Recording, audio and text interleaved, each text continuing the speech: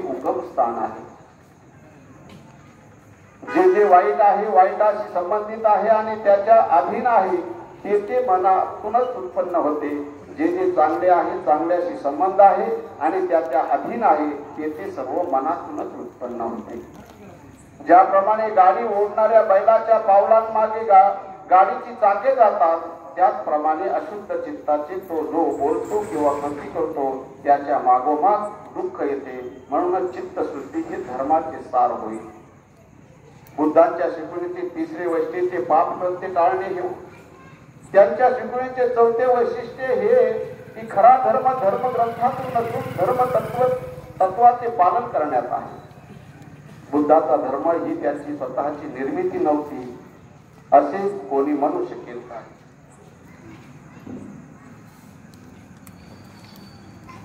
तर अशा प्रकारे हा आजचा प्रथम खंड समाप्त झालेला आहे.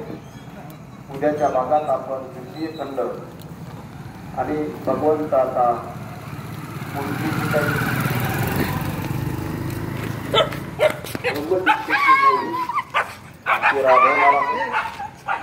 बुद्धांच्या काळात आणि त्या पंथापैकी 6 पंथांचे प्रमुख आपल्याला सांगता येतील. त्याचे काय तत्व होते आपण ते ऐकलेलं आहे. परंतु बुद्धांना त्याच्यापासून काहीही मान्य नव्हतं. बुद्धांनी मनावर जोर दिलेला आहे. बुद्ध म्हणतात की आपलं मन हे सर्वश्रेष्ठ मन आहे.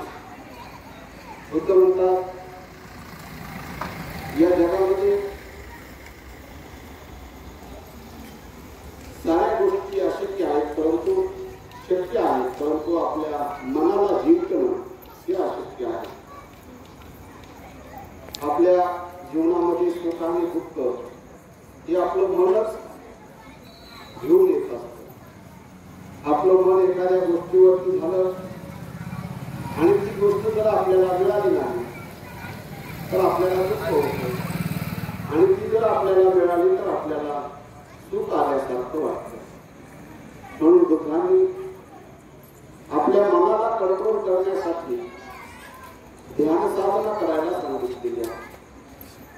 या ध्यान साधनेच्या माध्यमातून आपल्या मनाला कंट्रोल करता येतं. म्हणून भगवंतांनी बुद्धांनी मनावर कंट्रोल करायला शिकवलं.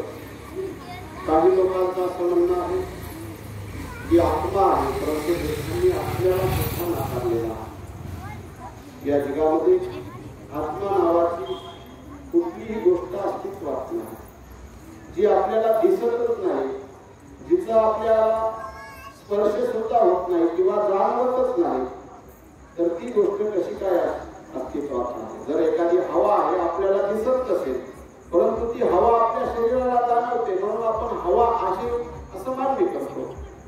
परंतु आत्मा किंवा देव आपल्याला जर दिसतच नसेल तर तो आपण मान्य कसा करायचा?